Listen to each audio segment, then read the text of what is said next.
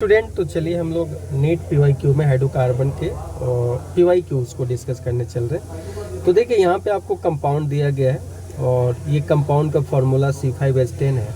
और अगर आप इसका ओजोनलिसिस कर रहे हैं तो एसीटोन का फॉर्मेशन होना चाहिए। तो आप सबका स्ट्रक्चर लिख लीजिए और डबल बॉन्ड को तोड़ के ऑक्सीजन लगा दीजिए। जहाँ भी आपको प्रोडक्ट मिल जाता है जो क्वेश्चन में बोला गया है वो आपका करेक्ट आंसर हो जाएगा। तो ये वाला करेक्ट आंसर हो जाएगा आपका। देखिए यहाँ पे आपको एल्कीन दिया गया है और HBr को अटैच करना है। तो देखिए यहाँ पे सबसे पहले यहाँ पे H अटैच होगा तो प्लस चार्ज यहाँ आ जाएगा।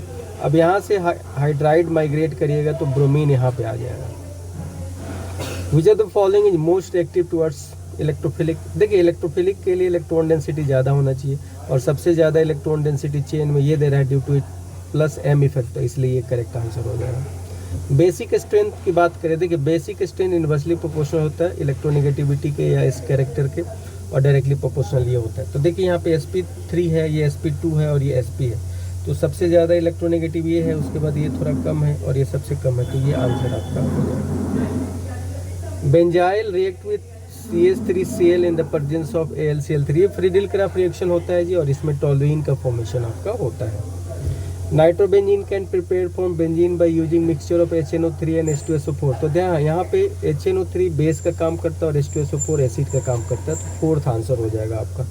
अब यहाँ पे देखिए आपको बोल रहा है कि टोलुइन है, उसका रिएक्शन Cl2 के साथ कराना है। दो केस लेना है, एक तो FeCl3 तो X प्रोडक्ट बन रहा है और प्रेजेंस ऑफ लाइट लेना है तो Y प्रोडक्ट बन रहा है। तो X एंड Y क्या करना है, देखिए अगर आप ये करा रहे हैं क्लोरिनेशन तो ऑर्थो एंड पैरा बनेगा, और अगर HNu का प्रेजेंस ले रहे हैं तो यहाँ पे सब्स्टिट्यूशन होगा।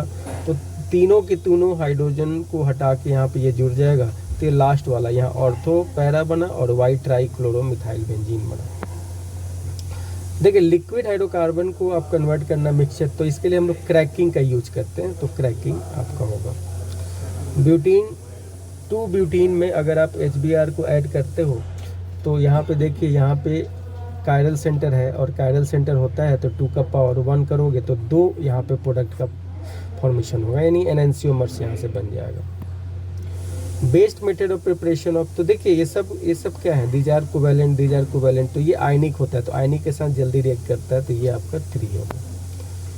In which of the following reactions, अगर ये रिएक्शंस करा रहे हैं तो देखो जी यहाँ पे पहले H यहाँ पे अटैच होगा तो यहाँ कार्बोकेटायन होगा, फिर आपको यहाँ से माइग्रेशन कराना पड़ेगा।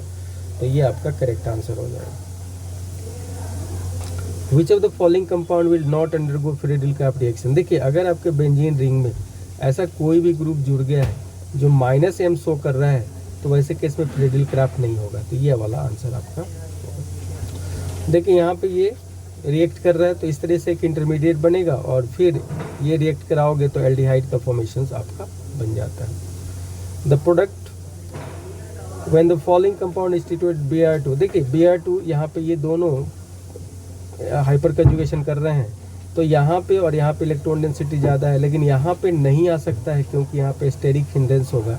तो ये आपका करेक्ट आंसर होगा। Identify the Z in the sequence of reactions. अब देखिए यहाँ पे सबसे पहले रिएक्शन करें पेरोक्साइड है, तो पेरोक्साइड है तो सबसे पहले आपको प्राइमरी बनेगा और फिर यहाँ से आप ये कराइए तो फिर यहाँ से आपको क्या बन जाएगा, तो यहाँ से आपको बन जाएगा ईथर का फॉर्मेशन हो जाएगा। तो ये फर्स्ट आंसर आपका होगा। देखिए यहाँ पे ट्रिपल बॉन्ड पे अटैच कराइए तो पहले अटैच करिए मार्कोनी कैप्सूल से, फिर भी मार्कोनी कैप्सूल से। तो ये वाला करेक्ट आपका आंसर हो जाएगा।